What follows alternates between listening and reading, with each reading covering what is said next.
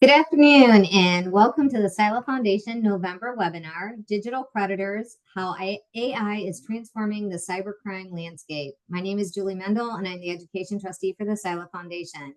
Before introducing today's speaker, I have just a few housekeeping items for everyone. This webinar is 1 hour in length and is being recorded. Within the next week, you will receive a link to the recording and a post-webinar survey that we would appreciate you completing. Please mute your microphones and turn off your video so that the focus stays on our speaker. We ask that you put your questions in the chat box. We will be monitoring and posing the questions to the speaker on your behalf at the end of the presentation. We will answer as many of the questions as we can in the time we have available. Today, we will explore how cybercriminals are harnessing artificial intelligence and machine learning to revolutionize their attack methods. As organizations strengthen their digital defenses, threat actors are responding with an increasingly sophisticated AI-driven techniques that can evade traditional security measures. We're going to examine how criminal enterprises are leveraging technology to scale their operations, increase success rates, and maximize profits. Today's speaker is Michelle Covert. She is the Chief Compliance Officer for the Life Division at Integrity Marketing Group. She brings more than 20 years of expertise in privacy, compliance, risk management, and security technologies to the insurance industry. She holds multiple certifications, including CDPSE, CISM, CISA, and she is a SILA Fellow. Michelle attended Western Michigan University, Cooley Law School, where she gained deep expertise in the legal and business aspects of privacy, security, and risk management. Throughout her career, she has built enterprise compliance programs from inception, led organizations through successful public company audits, and developed innovative approaches to bridging compliance and technology. She's passionate about mitigating insider threats, mentoring aspiring data professionals, and advancing the role of women in technology. She's been published in the United States Cybersecurity Magazine and is an active SILA volunteer, as well as many other community organizations. Please join me in welcoming Michelle back to our virtual webinar stage. And we have a guest attendee, my cat Biscuit. So I'll try to keep her under wraps. Good afternoon, everyone, and thank you for joining me today. Before we dive in, let me give you a roadmap for the next 15 minutes or so. You can see on your screen 5 key topics we'll be addressing today.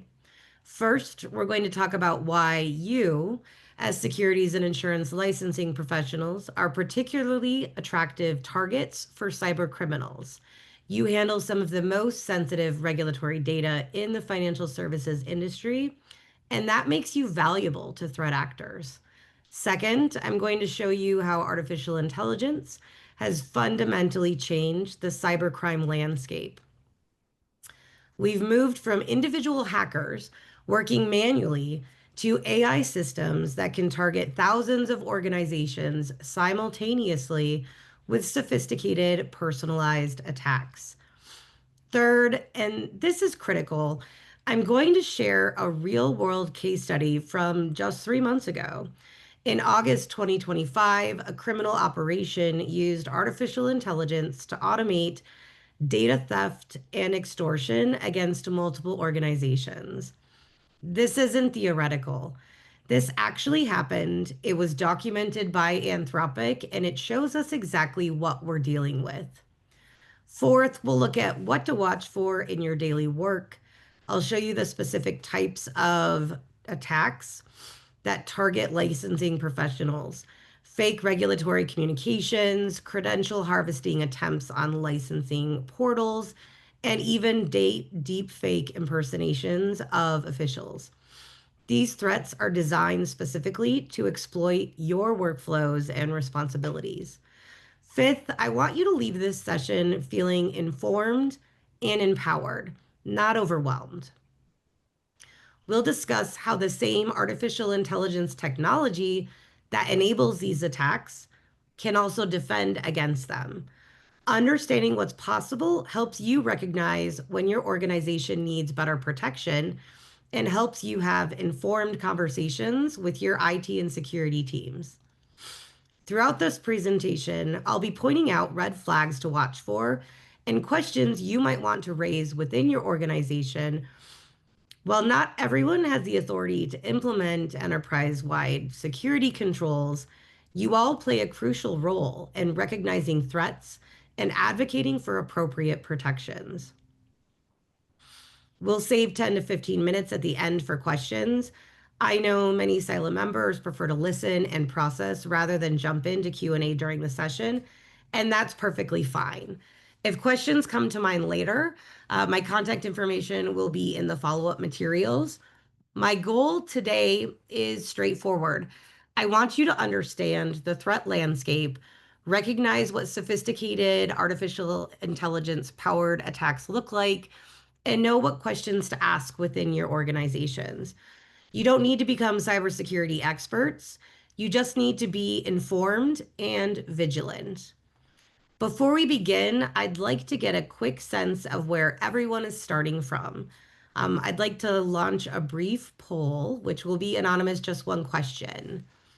So, have you or your organization encountered what you believe was an AI generated phishing or social engineering attempt in the last 6 months?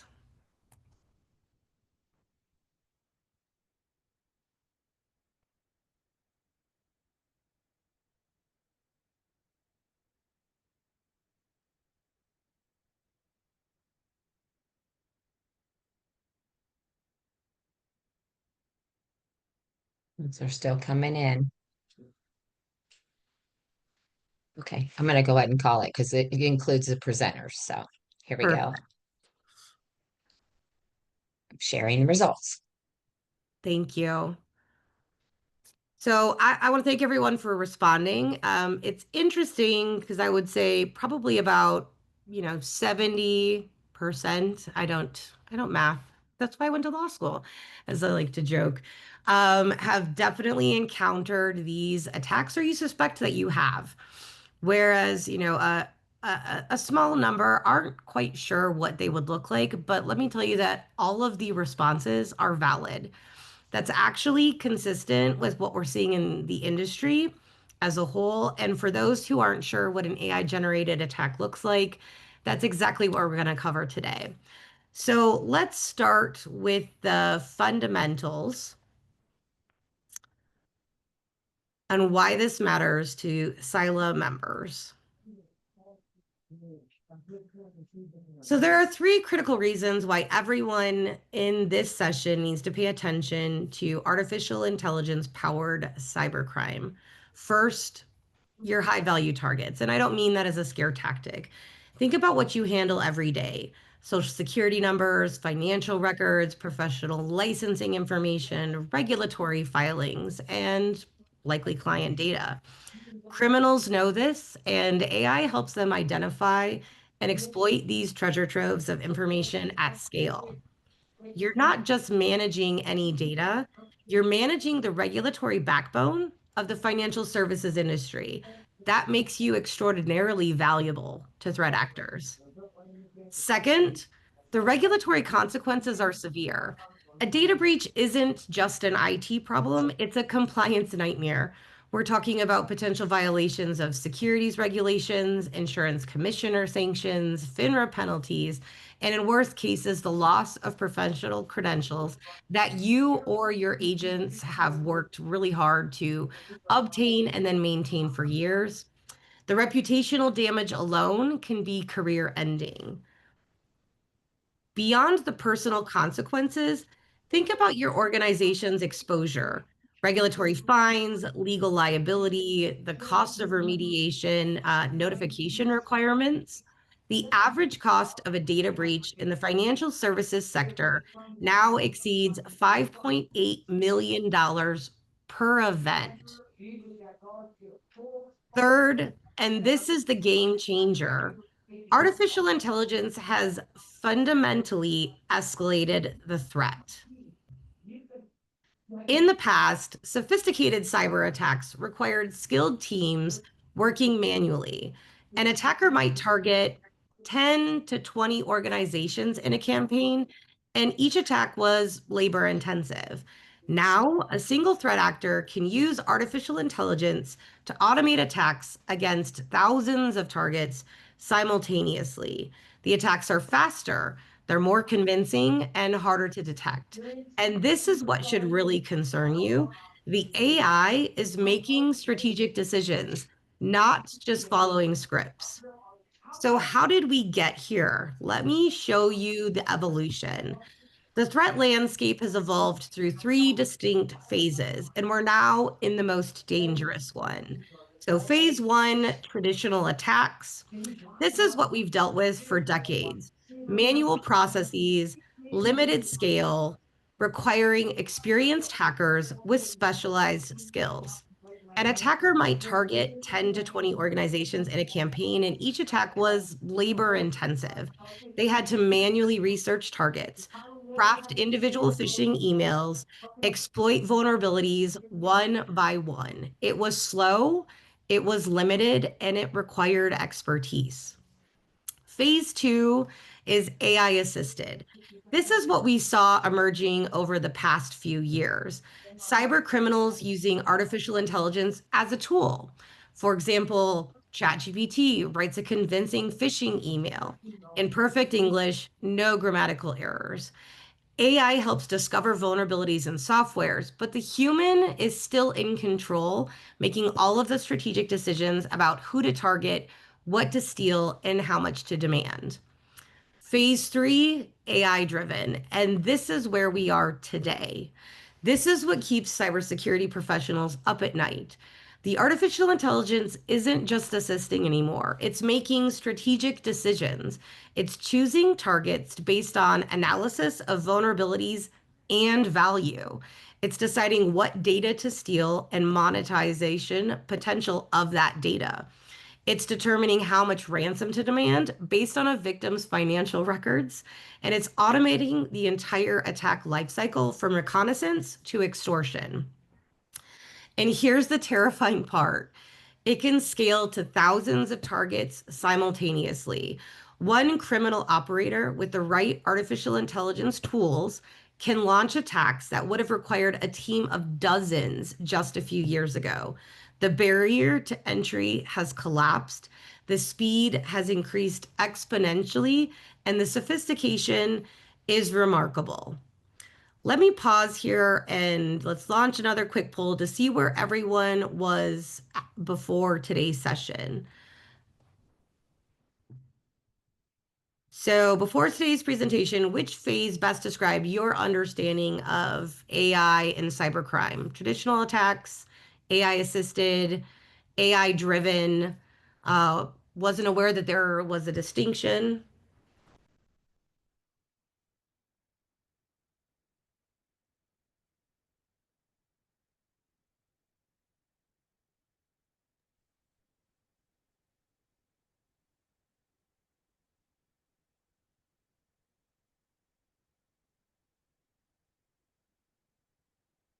All right, thank you for those responses. It looks like about half of you were aware of, AI assisted attacks, but, maybe 40% weren't aware of the AI driven phase we're in now. And that's completely understandable. This evolution has happened quickly and hasn't been widely publicized outside of cybersecurity circles.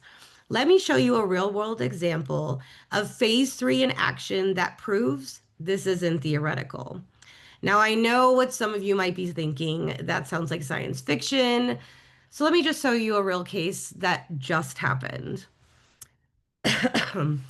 In August of 2025, just 3 months ago, Anthropic, the company that makes Claude AI systems or Claude Code, published a threat intelligence report disclosing that a sophisticated criminal operation called G2G 2002 had weaponized their artificial intelligence to conduct one of the most advanced cybercrime campaigns ever documented.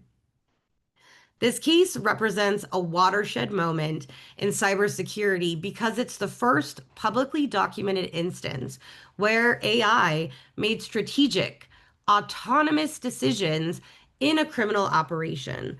Let me break down what happened in detail.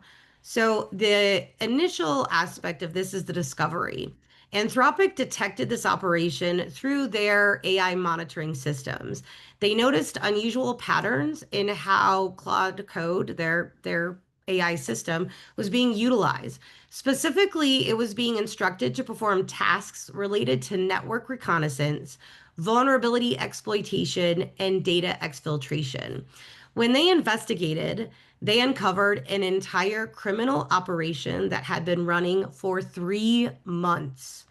The criminal operator had created what some have called like a jailbroken version of the AI, essentially bypassing the safety guidelines that are built into the system and was using it to automate every phase of ransomware attacks.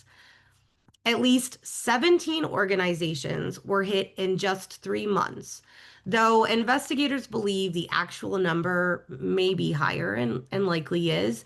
These are just the confirmed victims. What's revealing about the target selection is the pattern. These weren't random. The artificial intelligence specifically chose organizations that fit a particular profile, organizations with valuable data but limited cybersecurity resources, healthcare providers with patient records, government agencies, particularly at state and local levels, with classified or sensitive information, emergency services like fire departments and EMS, even religious institutions like churches that had donor databases and financial records. Think about what these organizations have in common. They all hold sensitive data. They all have limited IT budgets. They all have compliance requirements. And critically, they all have leadership that isn't deeply technical, but understands that they can't afford extended downtime or data exposure. Sound familiar? These are organizations very much like many that the SILA members belong to. Small regulatory bodies, licensing agencies, professional associations, etc. Organizations where people making security decisions aren't necessarily security experts, but they understand risk and compliance. What makes Operation G2G 2002 unprecedented in the history of cybercrime? Let me explain exactly what, AI autonomy means in the context because it's a fundamental shift. In traditional cyber attacks, even AI assisted ones, the human criminal is making the strategic decisions. The human says, target these 10 companies, steal customer databases, demand $50,000 ransom. The AI might help write better phishing emails or find vulnerabilities faster, but it's following human instructions. In Operation G2G 2002, the AI was making both tactical and strategic decisions with minimal oversight. The strategic decisions it made include which organizations to target based on vulnerability assessment and data value, what data was worth stealing versus what to ignore, how much ransom to demand for each victim, when to escalate threats if the initial demands weren't met, and how to customize communications for maximum payment probability.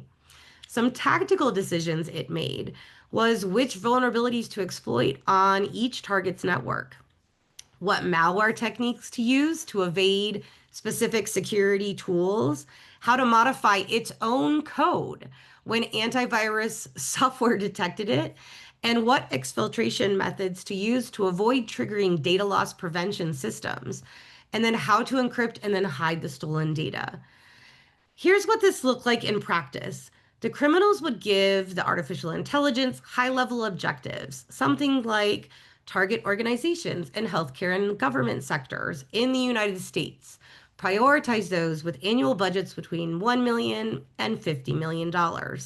Exfiltrate financial records, personnel data, and client and patient information. Then calculate optimal ransom demands, execute. And then the AI would go and just do it, all of it, with minimal additional input. The criminal wasn't sitting at a computer actively hacking. The criminal was more like a manager giving strategic direction while the AI operated as an autonomous workforce. Let me walk you through the specific example from one of the attacks because it illustrates the AI's problem-solving capability. The artificial intelligence targeted a county emergency services agency. It scanned their network and identified an outdated VPN server with a known vulnerability. It crafted an exploit and it gained initial access. Once inside the network, it attempted to deploy ransomware, but the organization had Windows Defender running, which detects and quarantines the malware, and it's pretty common for Windows shops to use. The traditional attack would have failed at this point or required the human operator to manually create a new version of the malware. But the AI didn't stop. It analyzed why Windows Defender caught the malware. It determined that the signature was flagged, so it automatically obfuscated the code, changed variable names, reordered functions, modified the encryption routine to create a variant that Windows Defender wouldn't recognize. It deployed the new version. Windows Defender caught that one too. So the AI tried a different approach. It wrote an entirely new piece of malware using a different programming language and different techniques. This time, it succeeded. Then it began systematically exfiltrating data. But it didn't just copy everything.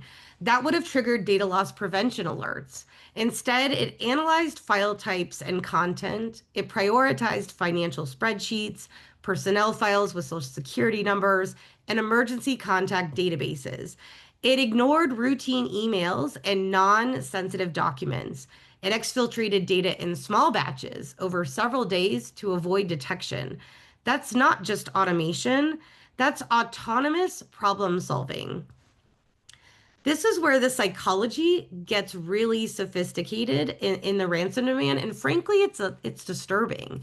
So the AI didn't demand the same amount from every victim. It didn't even use a formula of like X% of annual revenue.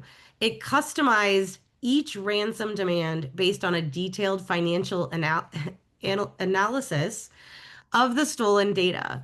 For a small church with a $2 million annual budget and $800,000 in a building fund, the AI demanded $75,000, less than 10% of their liquid assets.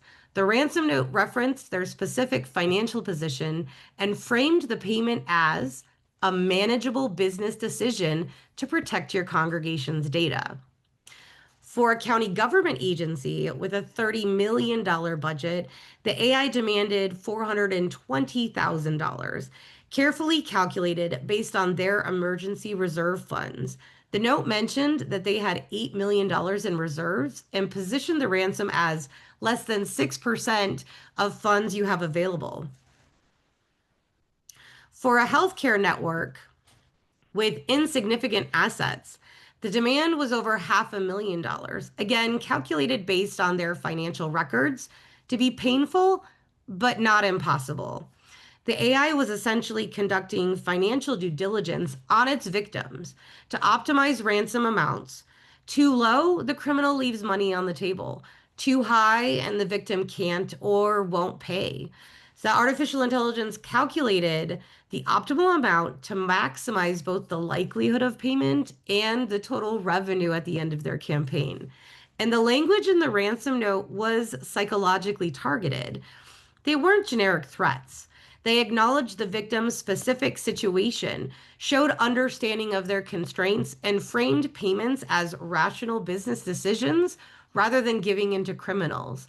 One note said something like, "We understand you have that X amount of money is a significant for an organization of your size. However, we reviewed your financial records and determined that it's less than 6% or 10% of your available funds. Compare this to the cost of notifying all of the affected individuals, your regulatory fines, legal liability, remediation expenses, and reputational damage. From a pure cost benefit analysis, payment is your most economical option. This is not criminals making threats. That's a calculated negotiation strategy based on stolen financial intelligence." So let's talk about the impact and the lessons.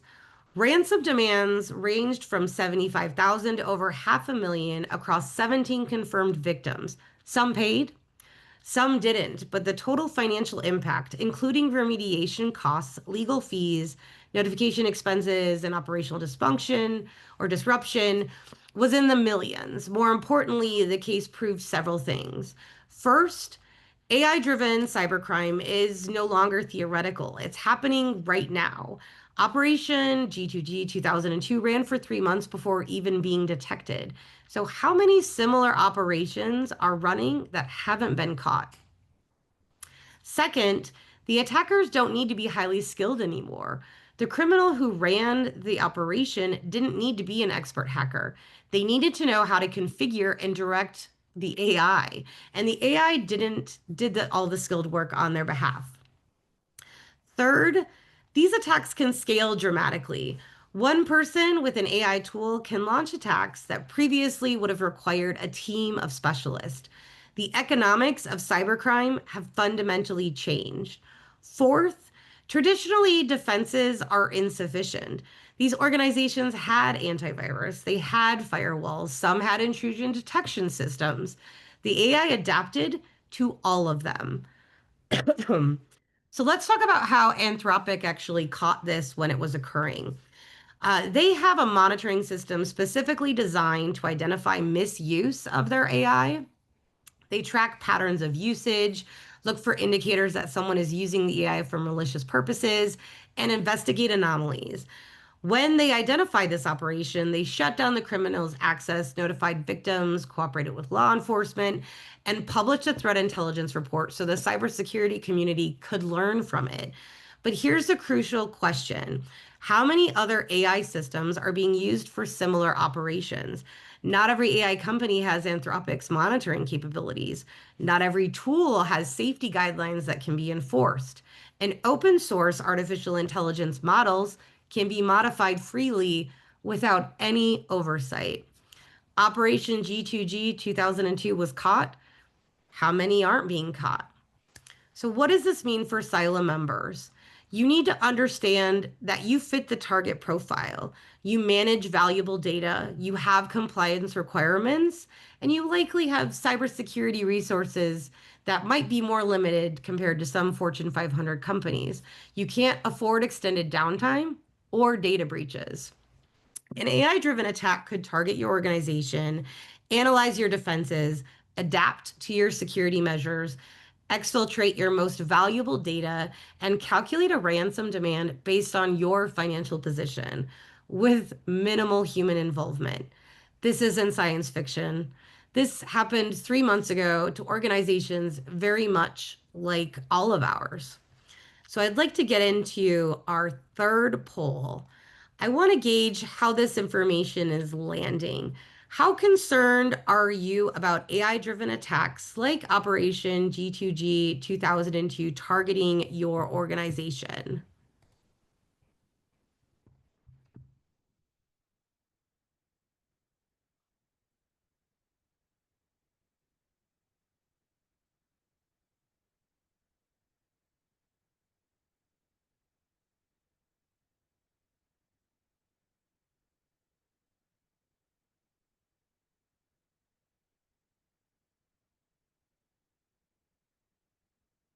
All right. So I appreciate your honesty. I see that more than half of respondents are very concerned. Then the other highest category is somewhat concerned, which is an appropriate response given what we just discussed.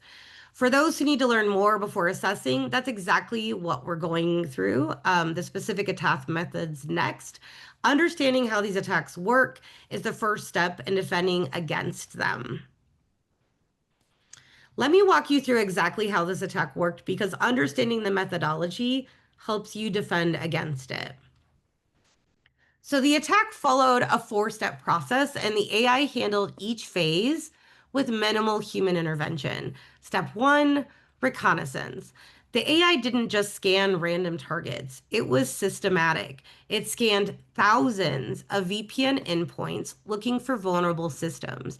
It identified outdated software, misconfigured security settings, weak authentication protocols. This would have taken a human team weeks, and the AI did it in hours.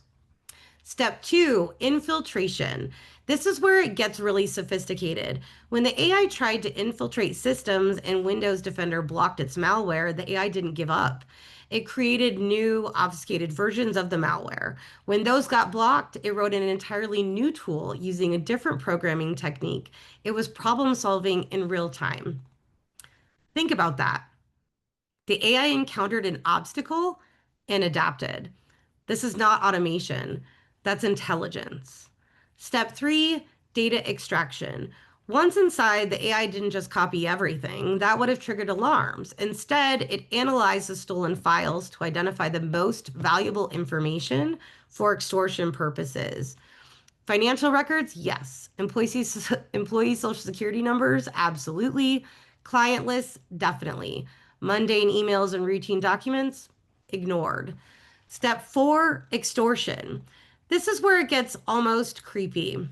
The AI reviewed the financial documents it had stolen, calculated what the organization could afford to pay based on their budget and cash reserves, and then drafted psychologically targeted demand letters designed to maximize the likelihood of payments. Once the ransom note said something like, "We know you have X in your endowment fund and Y in donations. We're only asking for Z because it's less than 5% of your liquid assets. This is a business decision, not a crisis." That's not a generic ransom demand. That's a calculated negotiation tactic based on stolen financial intelligence. Now, this operation used one specific AI tool, but these techniques apply across multiple attack vectors. There are 4 primary ways that AI is being weaponized against organizations like ours, and I want you to understand each one because your defensive posture needs to address all 4. All right, the first one, hyper-personalized phishing.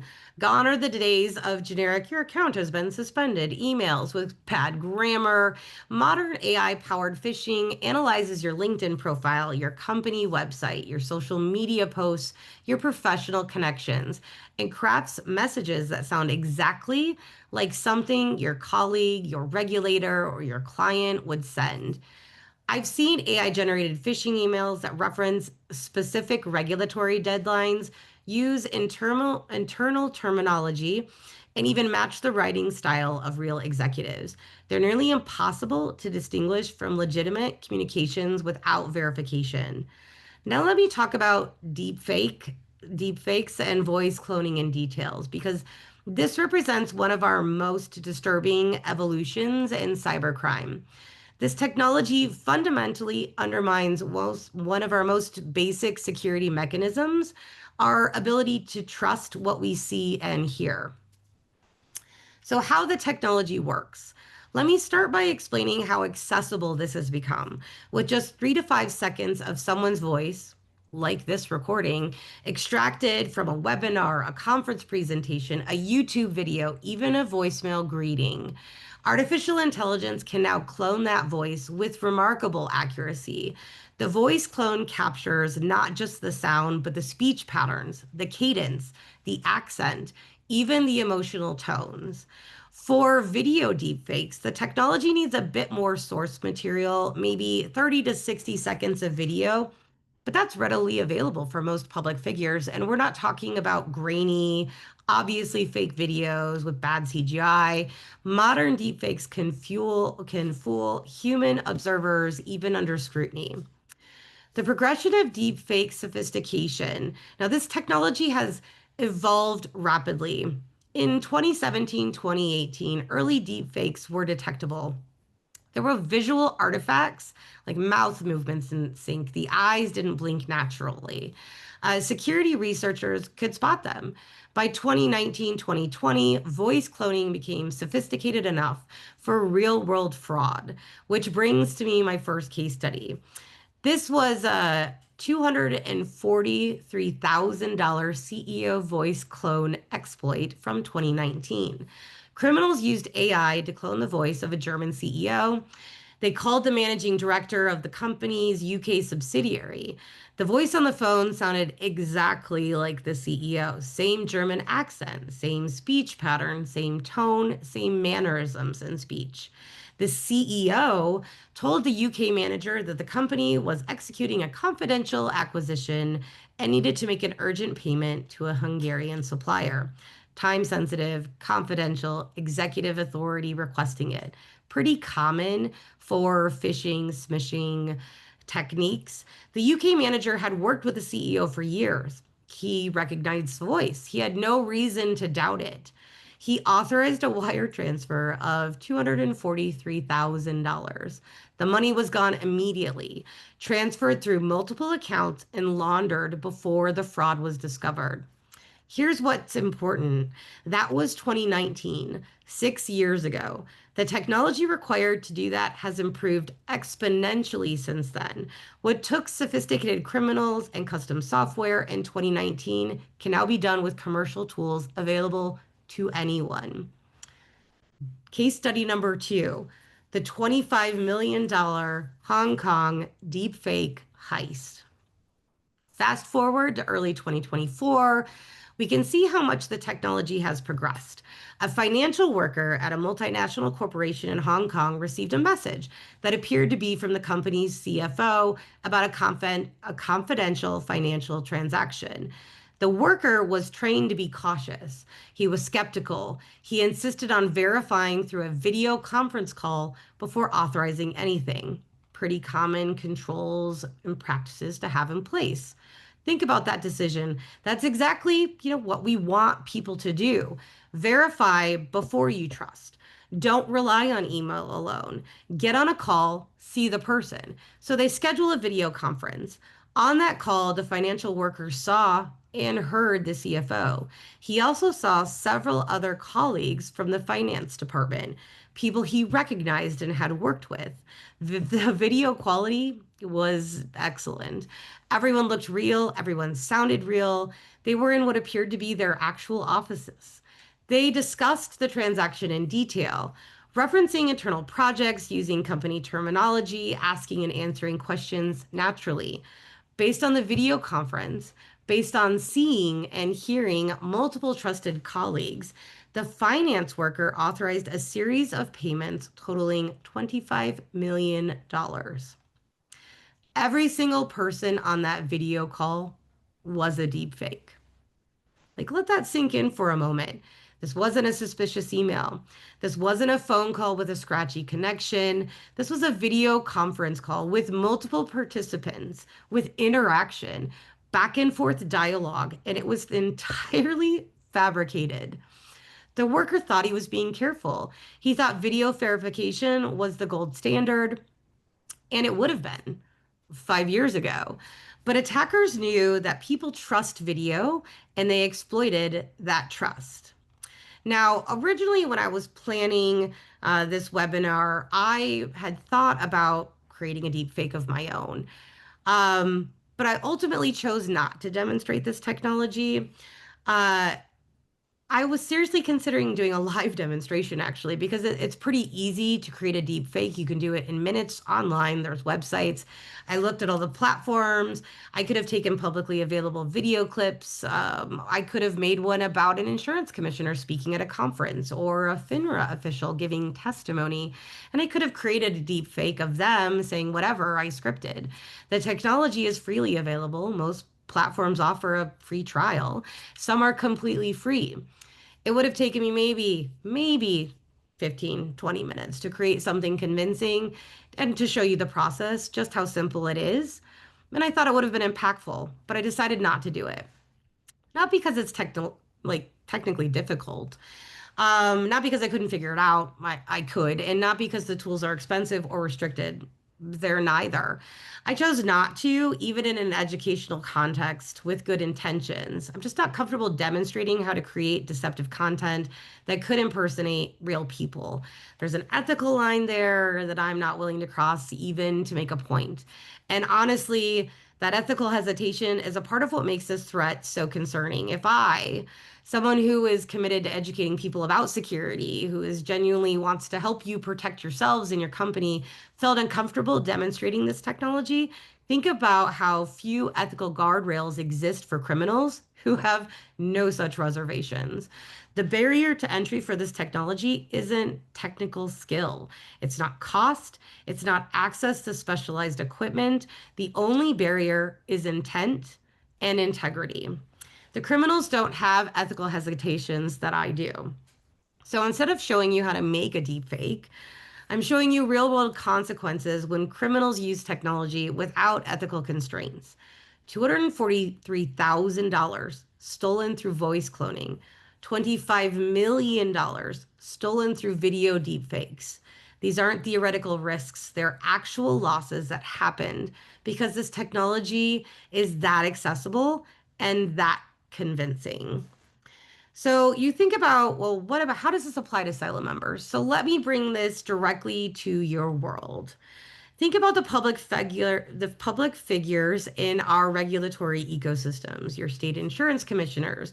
Many of them give speeches, even at SILA, and at other industry conferences. They're recorded, they're posted online. Your FINRA representatives, they testify at hearings, appear in educational webinars. SEC officials, they give press conferences, appear on financial news programs, speak in regulatory forums. All of that recorded content becomes source material for deep fakes. Now, imagine this scenario that I want you really to visualize.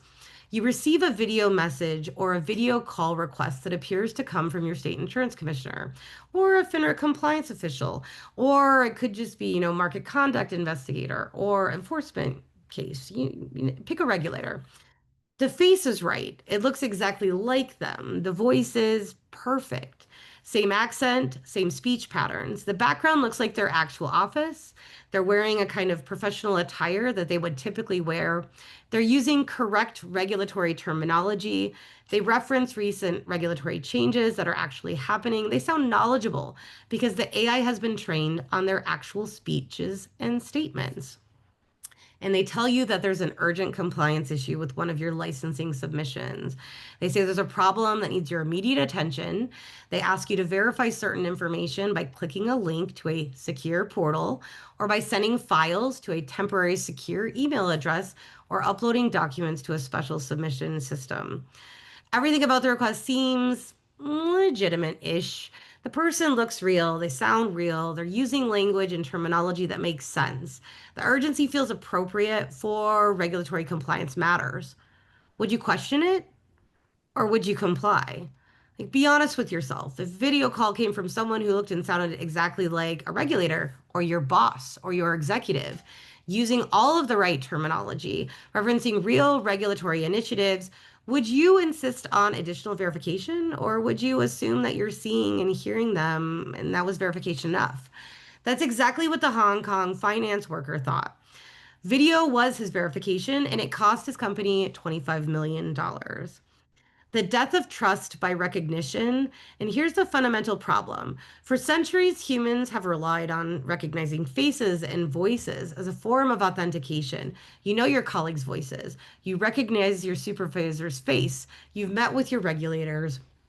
You'd recognize them in a video call.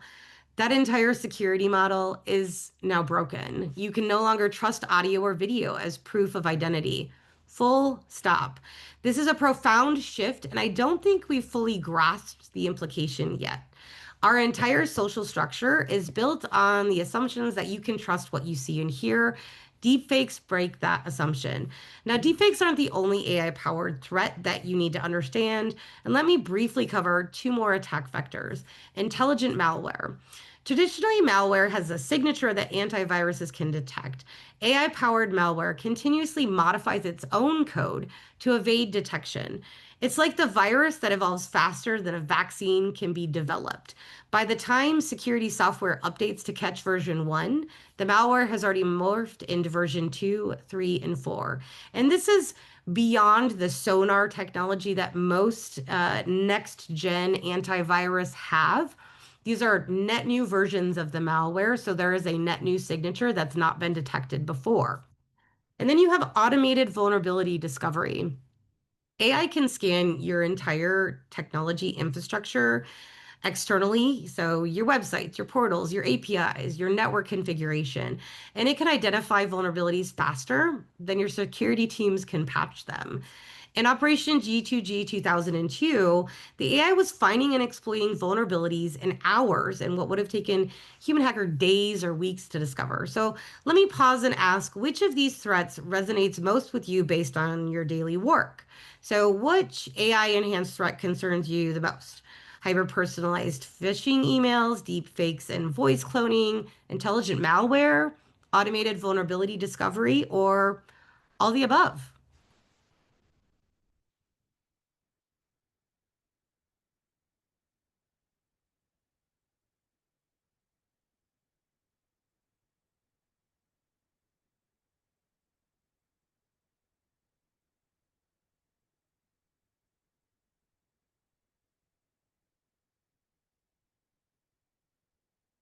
This is helpful to see.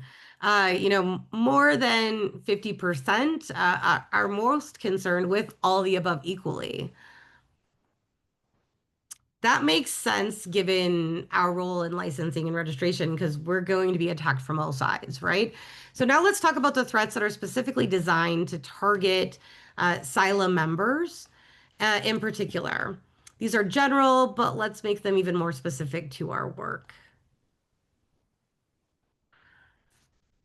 So we have regulatory filing interception. Think about your busiest times, annual renewal periods, quarterly reporting deadlines. These are predictable windows when licensing professionals are submitting large volumes of sensitive data. AI-powered attackers know this. They position themselves to intercept these filings, either by compromising email systems or by creating fake portals that look identical to real ones. I want you to imagine this. It's license renewal season. You receive an email that appears to come from your state insurance department with a link to upload renewal documents. The email format is perfect. The logo is correct. The signature looks legitimate.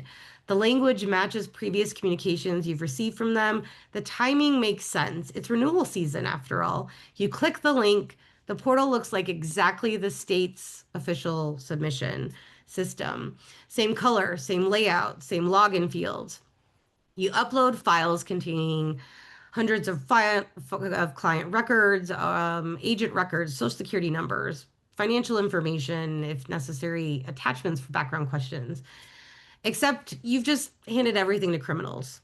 The real insurance department never sent that email. That portal was fake, and now your client data and your agent data, your professional information, all of it is in the hands of criminals who will either sell it on the dark web or will use it to extort you. This isn't hypothetical.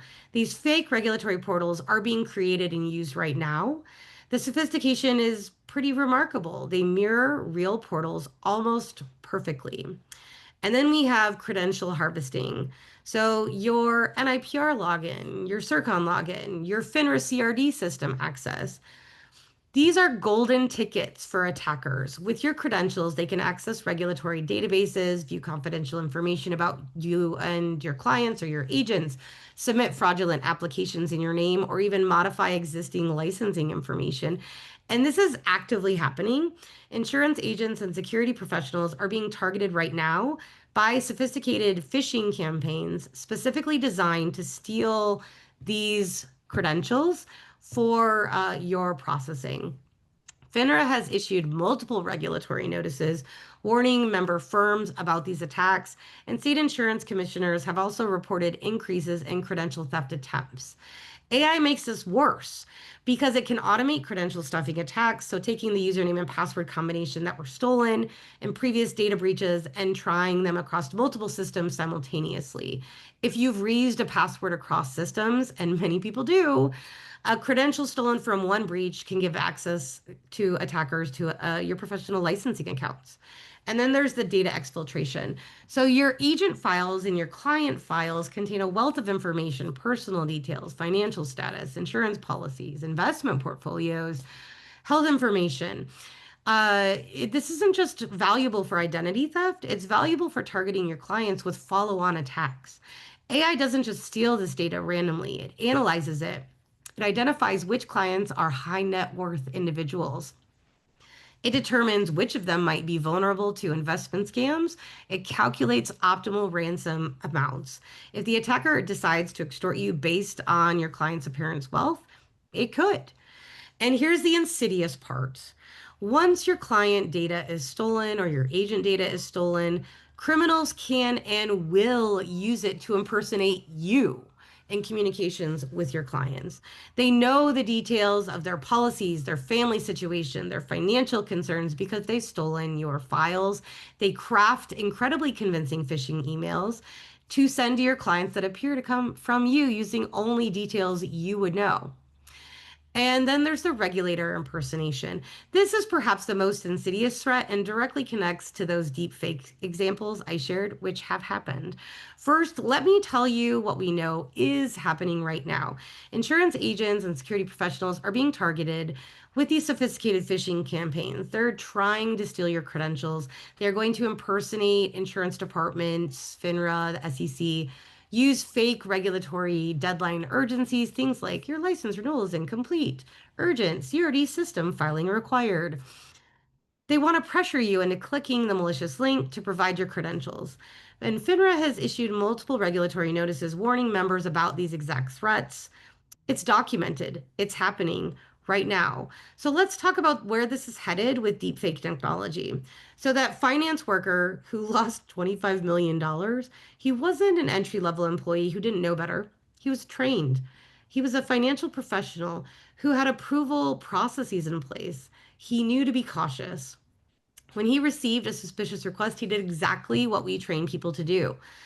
And the video call itself was the attack. Multiple colleagues on camera, everything looking and sounding real, discussing the transaction in detail, all deep fakes. They thought verification through video was the golden standard. It's just not anymore. And now we have to apply that same technology to your world. We already know criminals are impersonating regulators, oh my goodness, via email. That's documented and happening. We have proof of fake emails that have been reported, and there have been notifications coming out from the various regulatory agencies. The technology exists, the source material, there's videos of it. And again, it only takes 30 to 60 seconds of video of a public appearance to create a convincing deepfake.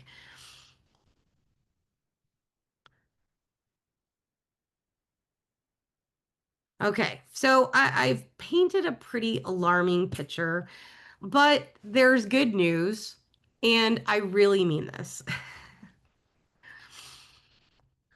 So here's the most important things I want you to understand. The same AI technology that enables these attacks can also protect you from them. This isn't just theory, it's happening right now, and it's extraordinarily effective.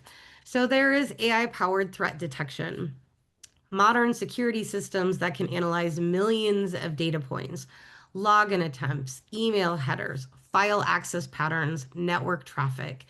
And it can identify threats that would be impossible for human analysts to spot. For example, if someone logs into your system from a new device in a new city at an unusual time, your identity provider, which likely utilizes artificial intelligence, can recognize this pattern instantly and either block that access or require additional verification. It's like having a security guard who never sleeps. They never get tired, and they can monitor everything simultaneously. Then there's behavioral analytics. AI can learn what's normal for you and your organization and even guest users. If someone suddenly starts accessing files they've never looked at before, downloading unusual amounts of data, or accessing systems at strange hours, the AI flags it immediately.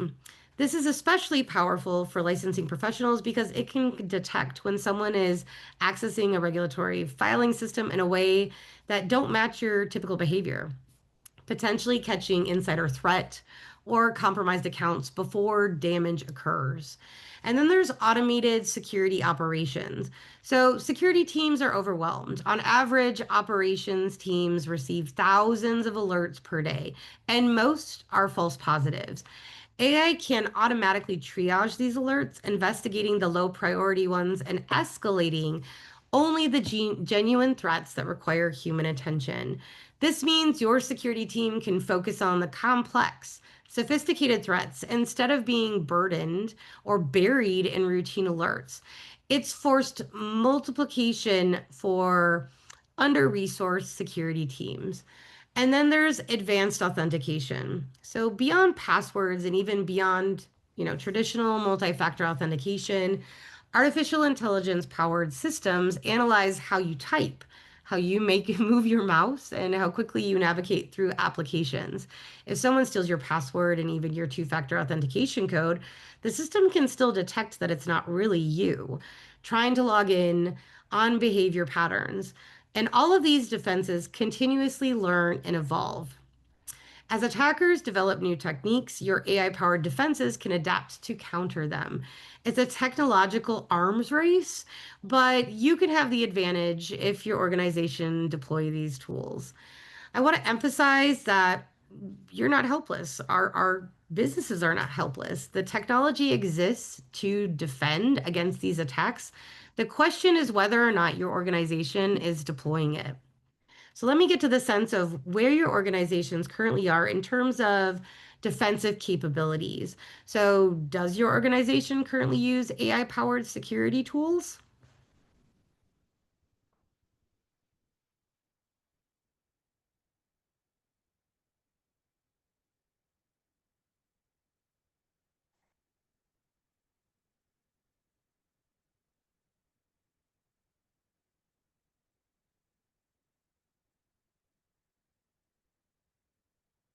All right, thank you. It looks like, more than half aren't sure what tools, security tools your organization uses, which is completely understandable given our roles. This is actually valuable information. It tells you what to question, like what questions you might want to ask your IT teams, and that's exactly what we're going to talk about next. What can you do within your sphere of influence?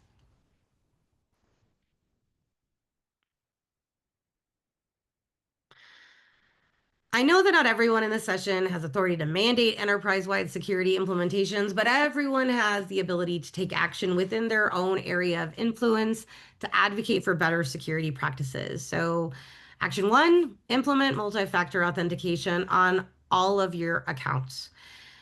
If you're not using MFA on every system you access that contains sensitive data, and I mean every system, that needs to change. This is something you can control regardless of your authority level. Most systems will allow you to enable MFA specifically tied to your email, your portal, your file storage. It's slightly less convenient, but the inconvenience of MFA is trivial compared to the catastrophe of having your account compromised. And if your organization doesn't require MFA, that's a conversation to have with IT or management. You can say, I learned at SILA that MFA is considered table stakes for protecting regulatory data. What would it take to implement this across all systems in our organization? I should also note, you should do this on your personal accounts as well, especially if there's any potential risk of reusing passwords across accounts. So, action two, train yourself and your team to recognize AI generated threats. You need to know what modern threats look like. This isn't once a year security training where you click through slides and you forget everything, or you put it on 2 times speed and then you're like, I'm done. This means actively educating yourself about current attack methods. Share what you learned today with your immediate team. When you see a suspicious email, even if you don't click it, point it out to colleagues. This is what an AI generated phishing looks like. Create awareness. If you have any influence over training budgets or programs, advocate for ongoing security awareness training that includes examples of AI generated phishing, deepfakes, and social engineering. Action three, deploy AI security tools or advocate for them. Not everyone here can make a decision to purchase them or to deploy them, but you can advocate for them. If you have a relationship with IT leaders, share what you learned today. Forward them information about AI powered threats. Ask, do we have AI powered email security? Do we have behavioral analytics monitoring our systems? What's our plan for defending against these threats? There are cloud-based AI security solutions specifically designed for small to medium organizations that don't require Fortune 500 budgets.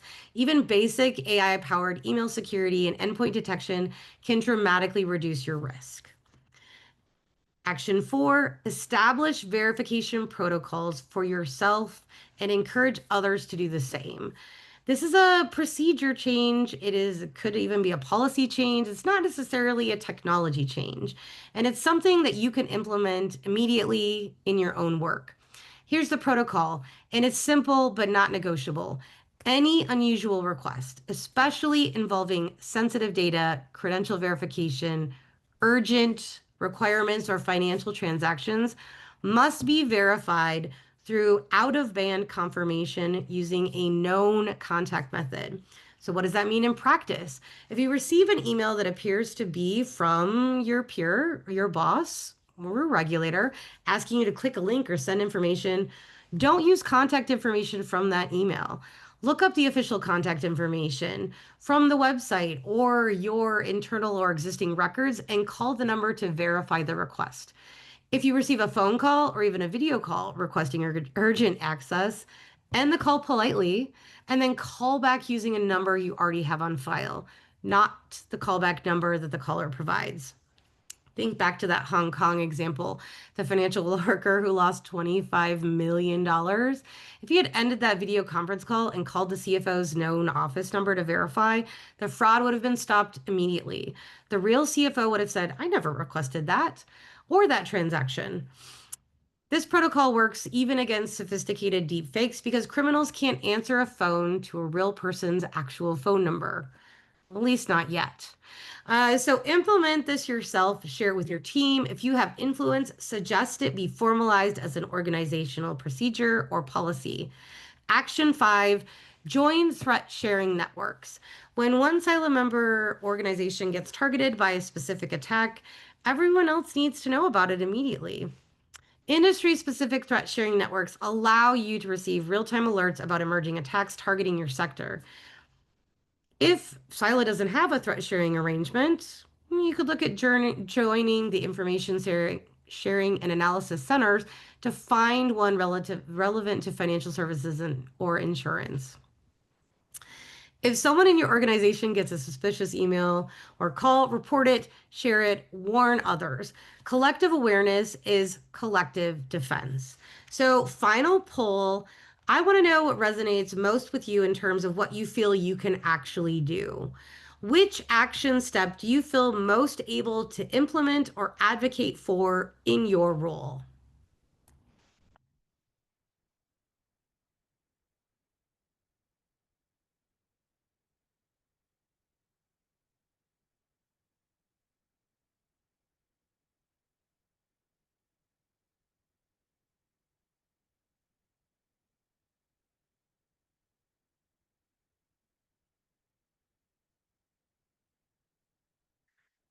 Oh, all right.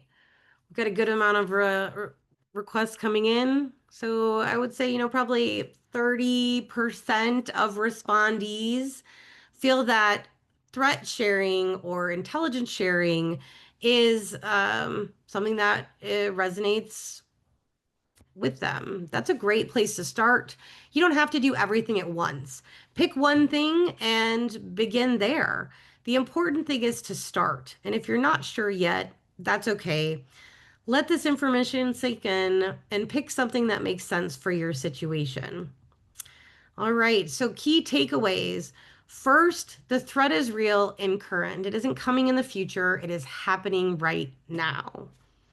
These aren't hypothetical scenarios that we covered or even scare tactics. These are documented cases that resulted in massive financial losses and data breaches. And these are just the ones we know about.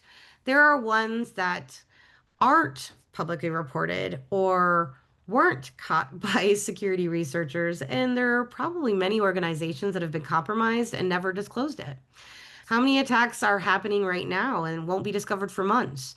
Criminals are using AI tools, and they aren't sophisticated nation state actors only anymore. That still exists, though. The technology is accessible to anyone, and the barrier to entry is low. Potential payoff is enormous. You're in the crosshairs because of the data you manage. Second, AI is both a threat and a defense. Yes, criminals are using AI to attack you, but you can also use AI to defend yourself. The technology is neutral, it's a tool. What matters is who deploys it more effectively. Third, action is required now. Waiting is not a strategy, and every day that you delay implementing basic security measures, MFA, verification protocols, threat awareness, is another day that you're vulnerable. You don't have to do everything at once. Start with one thing. Enable MFA this week. Schedule a conversation with IT next month. Research AI security tools for the quarter, but start. SILA members must be proactive in strengthening their defenses because this isn't an IT problem to solve alone. It's everyone's responsibility. Security is a business issue, a compliance issue, and a professional responsibility issue. The good news is that awareness is the first step. You are now aware, you understand the threat landscape, you know what to watch for, you know what questions to ask. That's more than most people in your position, and it puts you in a position to make a difference. And with that, I want to open it up for questions.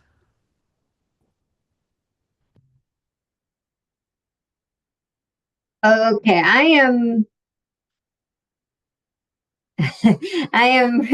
not seeing any questions. It's kind of humorous comment in there. So I don't see any questions. Michelle, I do want to thank you so much for sharing your expertise on cybersecurity and AI technology. I feel like if we did this next month, you'd have a whole new presentation.